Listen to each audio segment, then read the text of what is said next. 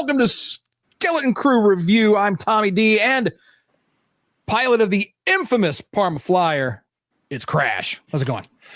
Great. S-Foil is locked and ready to roll. Let's do it. There you go. I like to hear that. All right, so, of course, camera's already being wonky. So, Skeleton Crew Season 1, Episode 4. Crash, I have questions. I have theories. There's so much. Mm-hmm. Like, there's so much. And I don't even know where to start. I'm just staring down the barrel of this huge list of things here in front of me, and I don't know where to start. I guess we'll start at the beginning, huh? Yeah, might as well. And right, first off, let's just throw the Star Wars Goonies thing out the window. Like, we're going places with this show, I think. Besides just a remake of an 80s movie. There's some depth to this show now. Mm-hmm. One thing now, some people may or may not get this, but so we learned about last episode. Kim told us about, what was it, the jewels of the Republic, the hidden planet. I think that's what it was. So these 6 planets that for whatever reason were hidden. We haven't discovered that yet, and I'm looking forward to finding out why. So we found out about those things, and after seeing at Akron this week, the thing that instantly popped into my brain was Vault Tech.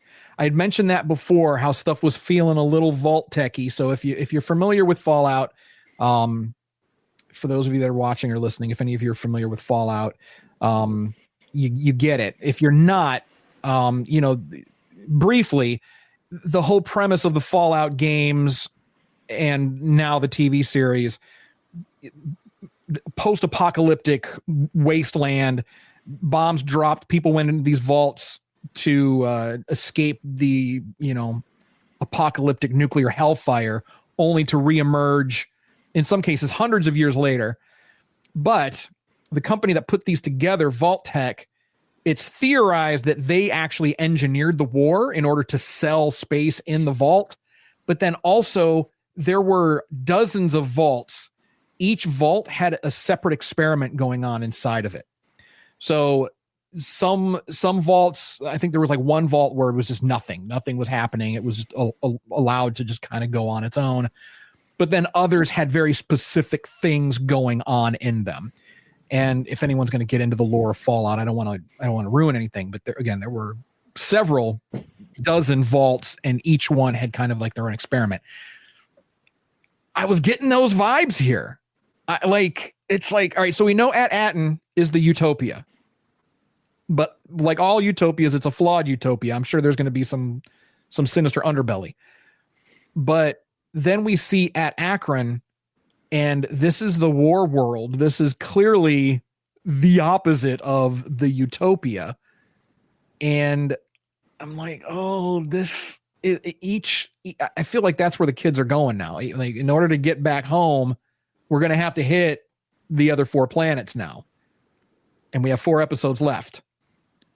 Yeah. And that's, the thing that struck me most, other than the fact that now I spent 2-3 weeks learning how to say at Aten. Now we got at Akron, at Cuyahoga Falls, at Kent. For us Ohio people, you'll get the joke, right? But, it's interesting that the planets are nearly identical, and I liked how when they go to Neil's house, or what it would have been Neil's house on his world. The first thing they notice is that the tree has grown bigger than they are. It's like walking into a replica of your home and going, wait a minute, everything's slightly different. I agree. There's going to be a bit of duplication involved. There might be like alternate, experimental communities. Which is this a commentary on suburbia in the 80s, where everybody was making copycat neighborhoods in the suburbs? Cookie cutter developments, right? Who knows? But that's an interesting way of, and I love how the kid's first reaction was, did we travel in time? Like in the story, did we, like Buck Rogers in the original movie, he gets frozen and comes back to his homeland, but it's, years later. Right. I love that his first reaction. was like, wait, maybe this is home and we're just older. Right.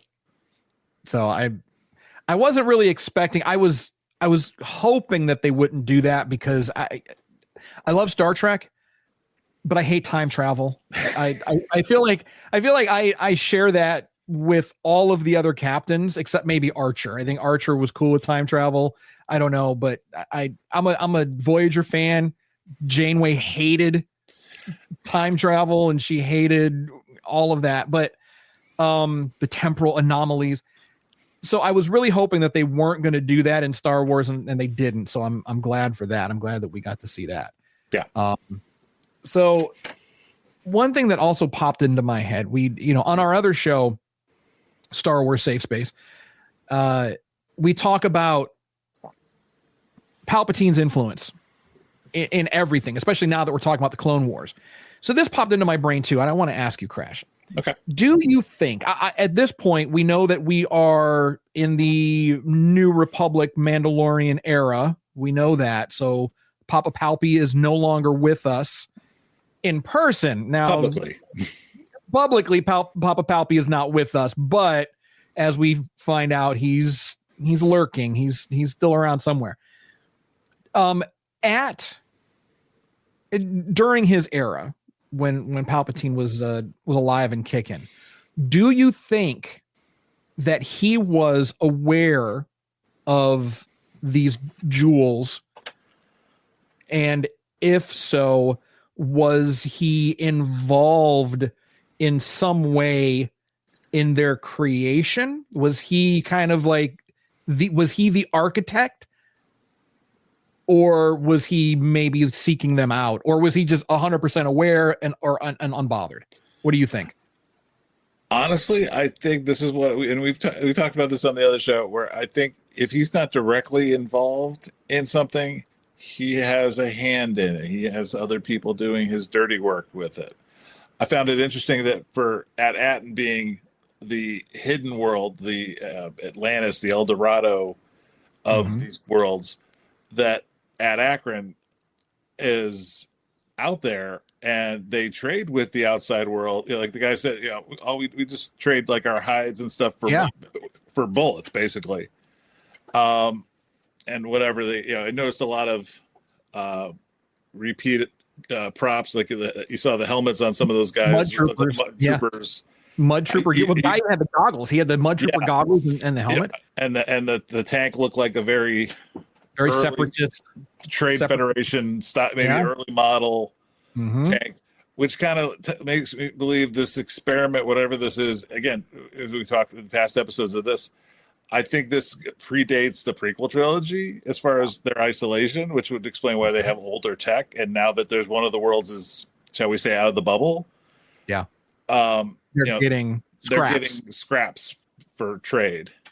Because we got to see the orbit. We didn't get to see this with At-Aten, but we got to see that barrier defense network. It's obviously non-operational now, but we can assume that there's something similar around At-Aten, which creates that barrier and keeps the planet in the bubble. So, but that just leads to more questions. Like, how did they go offline? How long have they been offline? How long have they been known to the rest of the galaxy? It wasn't, Smee didn't have Ad-Akron purged from his memory. So, he was like, I know it well. I've been here before. Arg, whatever. Yeah. So many questions. Yeah, and the best part is, I don't like. I like the fact that they're not answering everything right away. They're leaving some stuff unanswered for us to to pull us along and make us want. Theories are fun for a while, and then when you give me a little bit more, maybe answer a few, maybe introduce a few along the way. I have some thoughts about the Ad-Akron build, the school, like as Neil said, having a weapon built in. Does that mean that At-Aten's building is also armed? But maybe the locals don't know because they never kept up. There's been no need for it. There's been no need for it. Nobody knows how to access that.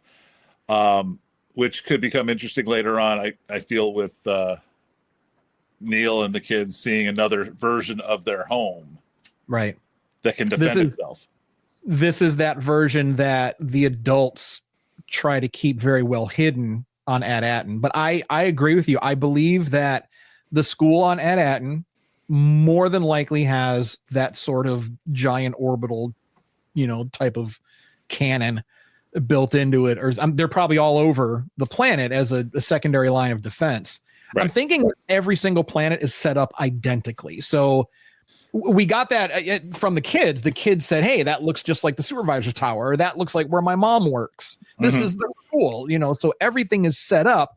And the house that they went to, it was a very similar mural, right, on the wall. You couldn't really make a lot of it. I paused it like 27 times, but it's like they made sure we didn't get a good look at it. So it's going to be interesting to see how these parallels are going to play out, as we move forward. And I'm sure the kids are going to start piecing it all together, because they're going to go to the next planet and they're going to see the similarities there, and they're going to start putting the pieces together.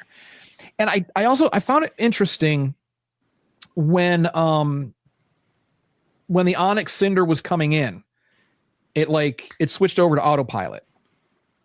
And then Smee disengaged. Yeah, he did the override on it. So I'm curious, where was it going? It knew where it wanted to go, because I don't think that it was anything planet side that grabbed it. It wasn't like a tractor beam, or it wasn't anything planet side, because otherwise Smee wouldn't have been able to override it. So he was able to override it locally, which leads me to believe that ship was going somewhere. Something was plugged into the autopilot to send it somewhere, maybe coordinates for At-Aten. But of course, if all these worlds, mirror each other, then it's possible that wherever it landed, wherever the ship wanted to land on At-Akron, it would potentially land in that same spot on At-Aten. Which makes you wonder how it ended up in the woods, and I'm assuming it couldn't have been on that long. But how did it crash land on one planet if it was pre-programmed for a destination on each, on an identical world from, was something overridden? Did somebody pull the plug on the autopilot track that it was on, and that's what caused it to crash into the woods? Because who knows? We're going to find out, because the Onyx Cinder was buried for a long time. Yeah. It had trees growing on top of it. So it's potentially over 100 years that thing was buried. Which would get us somewhere between the Acolyte and the prequel trilogy, if we're talking about that old. And then when we see the supervisor's tower on At-Akron, that was some thick layers of dust on all of the coordinates. I mean, no one's been in there for a while. And all of it going up to poor Neil's snout. All of it going up poor Neil's snout. And Jod said something interesting. He said the planet tastes like dust and ash, like my home world. So now it's like, where are you from, Jod? Who the hell are you? How did you do the Jedi stuff? I need to know. It's killing me. I think it was just sort of self-taught. Ibawana, that thing where I don't know how to sail. I'll just, concentrate, practice, meditate. But he had to get it. He had to get it from somewhere. I mean, because people in the galaxy, they know of Jedi, but unless they do happen to have a higher midichlorian count, they'll pretend all day to use the Force and nothing's going to happen.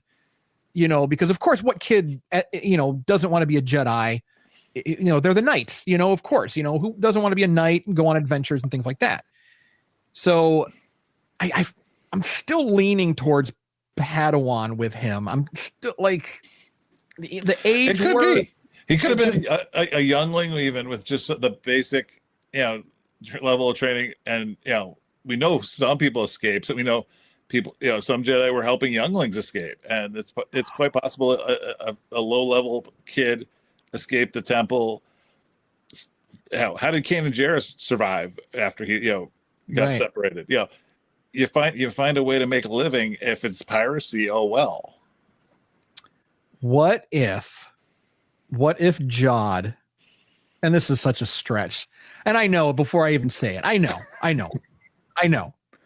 Just humor me.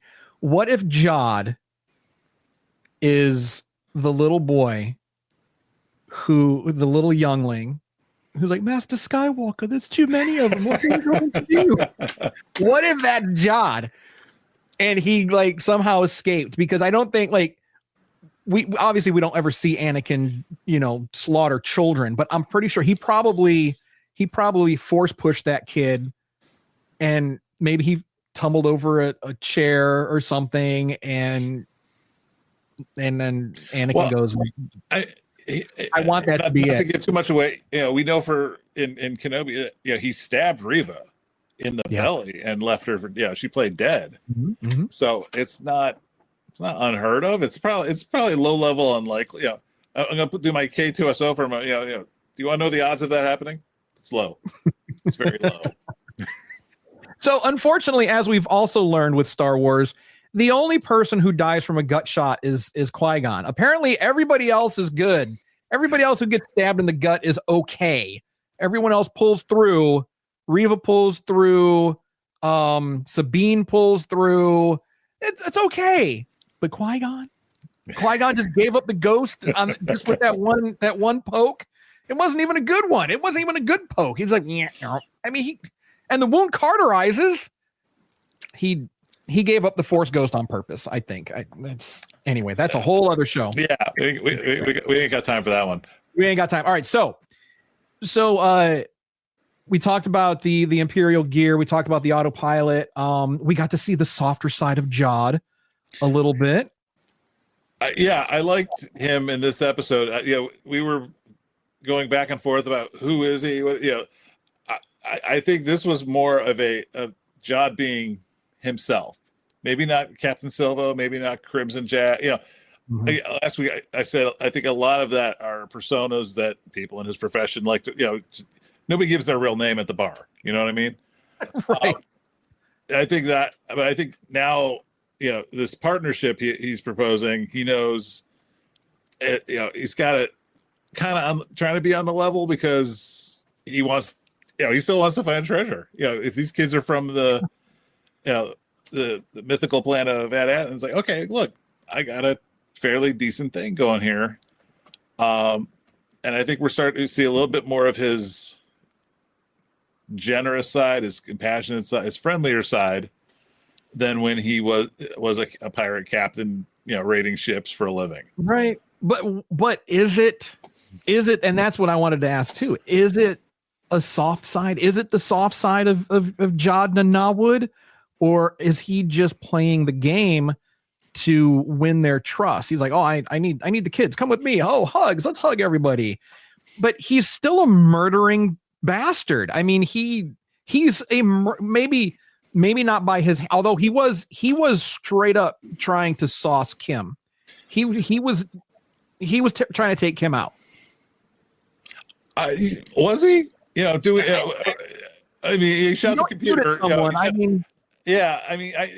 He was firing at her. Like he sent our Republic captain out the airlock in the first episode. When he was a pirate a professional pirate. I'm sure he's done some bad things. Sure, Han Solo has done some bad things. I'm sure before he met the Luke and Ben. Oh, Han is a murdering bastard as well. But I think, like I said, is it 100% sincere? Maybe not. We'll find out. But it was interesting to see him actually taking not an active role, but he's honoring the partnership because it benefits him. Exactly. And the kids get if the kids get killed on this planet, because they stumbled into the wrong camp, he gets nothing. I love that moment when he gets captured and he's like, he goes, oh, just shoot me. Like there comes a point where you're just like, oh, the hell with it. But again, like we talked about before, he's you can't help but see the parallels between him and Jack Sparrow. He's once again looking for the opportune moment. Right. He had been in that cell on, what is it, Borgo? Is that the name of the pirate asteroid? He was in that cell for a very long time. I mean, judging off the manner of his clothing, he'd been in there for a while. So he can wait. He knows how to be patient. He knows how to bide his time. He knows what he needs to do in order to survive. He's waiting for the opportune moment. I mean, he was going through the kids' stuff and he found the money and he kept a little of it. And yes, he used it to help them out of a jam. That was nasty, by the way. Yeah. That was nasty. Yeah. Because that was in Wim's sock and he pulled it out and he bit that credit. That was in Wim's sock. That was not a money bag. That was not a coin purse. That wasn't a pouch. That was Wim's little motherfucking sweaty sock. And they have not bathed during this entire adventure that we're aware of. I mean, maybe there's a refresher on, I would imagine there's somewhere where they can evacuate somewhere on this, but I don't think they're washing their clothes. Yeah. I was going to say, nobody's doing laundry. That's for no one's doing laundry. No one in Star Wars ever does laundry. Like everyone always, that's why we love the weathering portion of when we put our kits together, because no one does laundry. Nobody cleans their shit.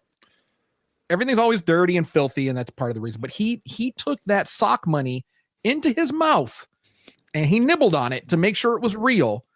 And that had sweaty boy sweat on it, and that's just nasty. You're a nasty fellow, Jod. And I can't get past that. So speaking of the children, we get to see the kids really starting to come into their own. Like they're starting to really discover who they are.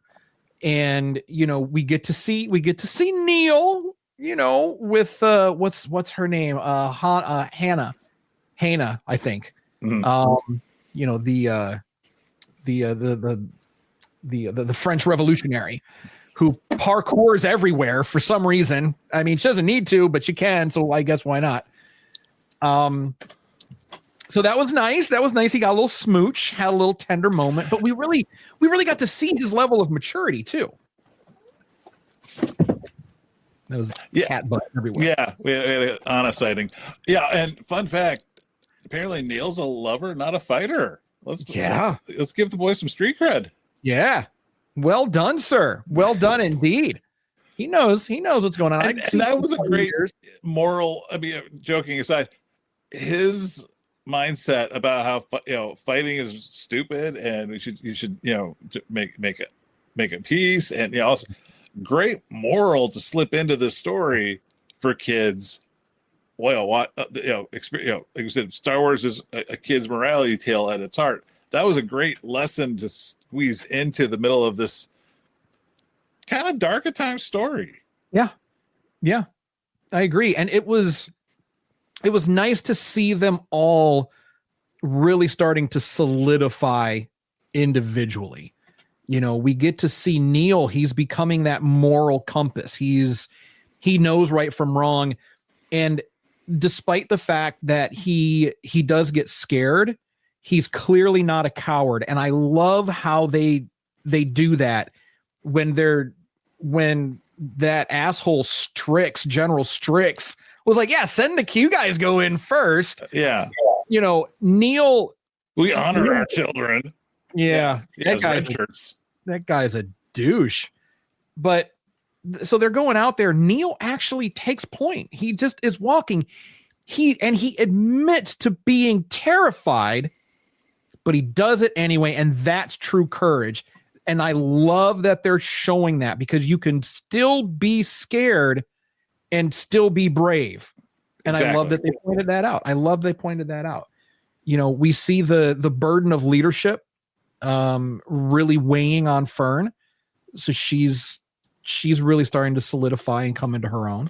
There were a few. There was a great moment where you saw, for as tough as she acts, even in the first episode with that speeder bike, the bully, the racing kid, she puts on a tough face in public, but after a while, you could tell like this is starting this weigh on her, and even though she's I'm Captain Fern. It's like you're also a kid and you're lost and you're scared, and it's okay to be. I like her exchange with him about, you know, where it's like I wouldn't have gotten us this far. You know, for the kid who dreams of adventure has to kind of admit, like, I'm the sidekick. I get it. He gets it. Yeah, and it was nice to see Fern, take on that vulnerability. Again, that sends a message to kids watching this that you can be a leader and still be vulnerable at the same time. I love it. That was a master stroke. And then we have Wim, who is now, after this episode, he is my favorite character, because I feel like Wim represents every single Star Wars fan when they were a kid. He gets scared for a second, like it's like a jump scare sort of thing, and then he is completely unbothered by what's going on around him. This, to him, he's having fun.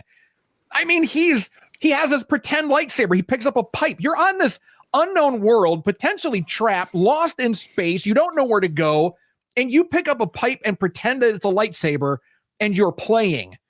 And like everyone else is like so serious, and Wim is just having the fucking time of his life. And Wim is, I feel like he is the quintessential inner child of every Star Wars fan, and they've just cast that. they reached into my past and pulled my inner child out of me and put it on the screen. And I absolutely love Wim for that. There've been some great interviews with some of the directors, mostly the adults behind the scene, but the kids, they're starting to talk, the press tour stuff starting to come out, and you don't necessarily want to hire a kid actor to tell them to play a part. You sort of build the part around their personality. I think they asked the girl playing Fern who her favorite Star Wars character is, and she said Han Solo.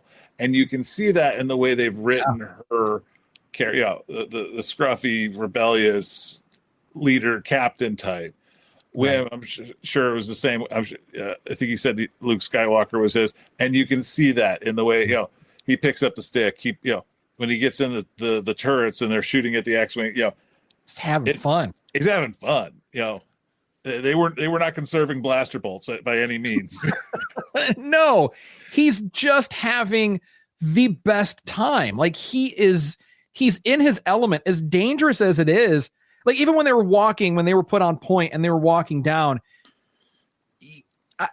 Neil, out of all of them, I would say that he was the bravest soul among them, but only in that Wim just didn't give a shit. Like he doesn't care. So he doesn't care enough to be afraid because it's just fun. He's almost died. I don't know how many times. And he's just fucking having fun, man. And I love that he's written that way. And I love that he's playing that part so brilliantly to express that. They arrived at Akron, excuse me, and they're looking down. They're like, "Oh, look, there's," and his first reaction was to slump in the chair, like, "Oh, it's over." It's like when you go on your first ride at Cedar Point, you go on the Millennium Force, you go up the big hill and down and around, and then as you're pulling into the station, you're like, "It's over." Is it? Well, look at like when they landed on that moon in the last episode to go see Kim, he was riding out on the loading claw. Like, and John was like, "What are you doing?" He's like, "I'm playing." Like, it's like you're on an alien moon with magical atmosphere and gravity, but you're on an alien moon for the first time. You're lost in space again, and you just want to ride the loading dock claw because why not? It's there. Yeah. Wim is my spirit animal. He is the inner child of every Star Wars fan. Like, I agree. And I just absolutely love it. General Strix, speaking of that douchebag, clearly he knows about AT-AT. Because did you see when they asked him, he was like, "No, we don't know anything about AT-AT. No, No, I don't know what you're talking about. All we know is our patrols and our enemies and what flag. This is all there is. We trade for weapons and hide. That's what we do. I'd be shocked if the daughter knows about the tower and that it's something important, but you're telling me that none of the adults have ever gone up there. None of the adults have ever looked around. Nobody ever thought to use that place as a base of operations, and nobody's explored that part of the city. Right. So I'm thinking if all of this, the initial hunt for Ad-Aten, and with Smee having been on Ad Akron, I'm thinking that, again, probably well over 100 years ago, if not 100 years, because Star Wars likes to do things in 100-year increments sometimes. So I'm guessing that the events that took place in the supervisor's tower at that time, it has become the stuff of legend now. So they don't whoever was alive at that time is probably not alive anymore, or they're very, very, very old. And these stories have been handed down orally for decades. So they don't go to the supervisor's tower anymore. But, at the time, it was probably known this pirate crew attacked, got the information they needed, bugged out. And I mean, it was probably a catastrophe. But Smee said that they snuck past the warriors. So apparently that war had been going on even then. Yeah. And the pirates, knowing that Smee and his previous owners had been to this world, while there was still fresh knowledge of the fact that they were part of a larger system of planets, they've tracked the legend down kind of where we are now with the kids. Right. But, other people have been searching for this place and got to step, at Akron stage, like we were saying earlier, if Palpatine had any knowledge of this, how much, does the Empire, does the outside world know about these planets? If pirates and other people have already kind of staked a claim on certain worlds. Mm-hmm. So again, so many questions, and no real answers. Like we got like a few little pieces, but still no concrete answers. So I don't know. It's been a fun ride so far. This was not my favorite episode, to be fair. It was okay. It was a good episode. It was decent. It had necessary information, and there's build up.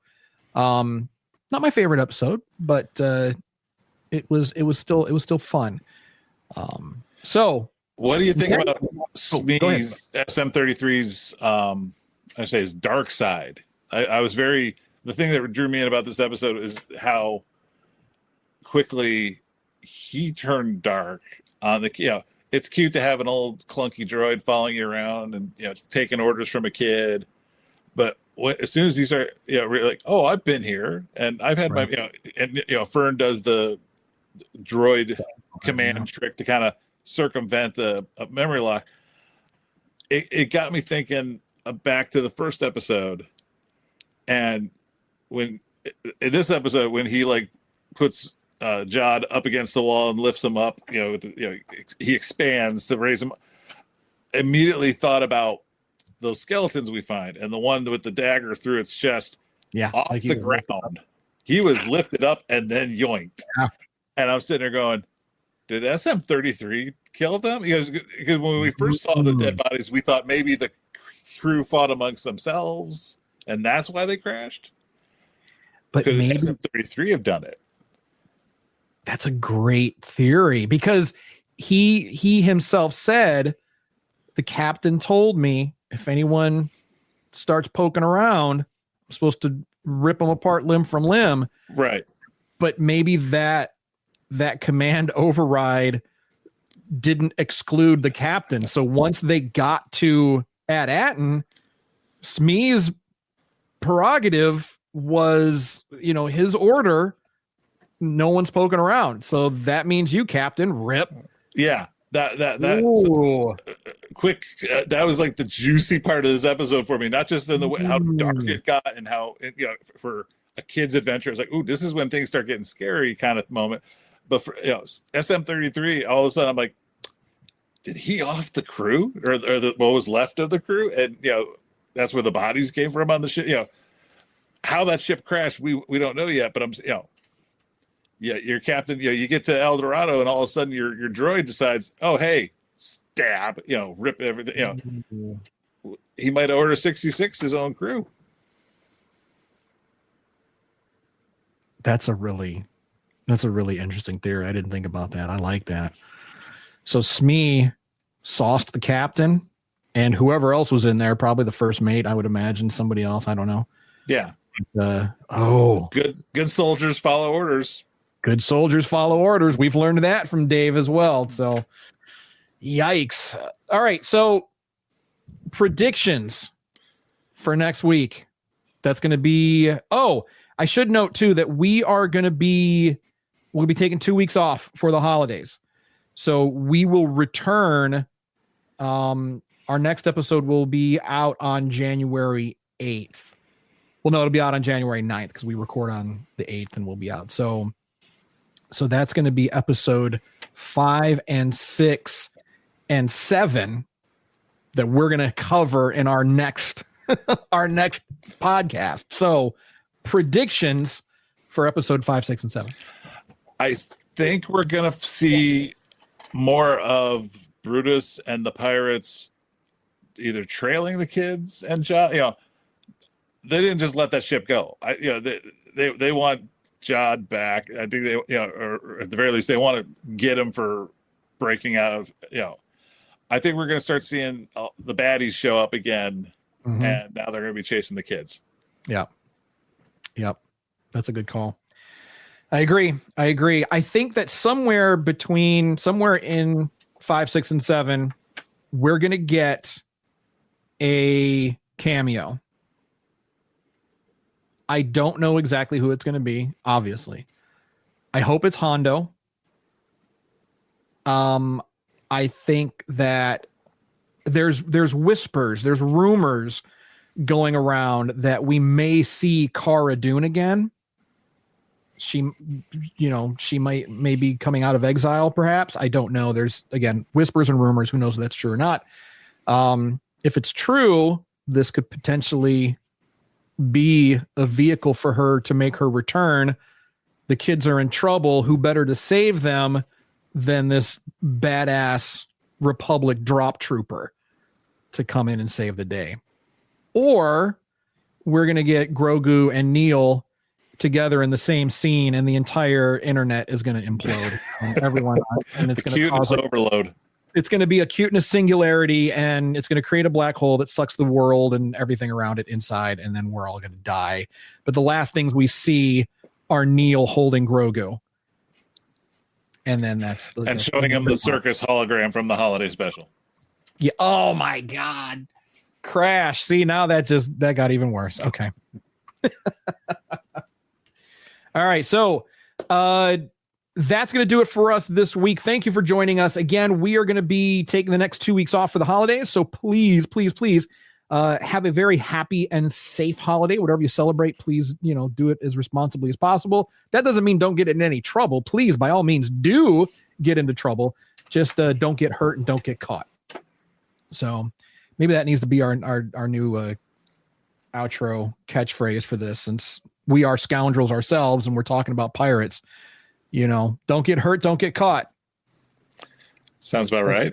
That's our exit. All right. So until next time, look for us again on the 8th, and also new episodes of our main podcast, Star Wars Safe Space, are going to be debuting on January 14th.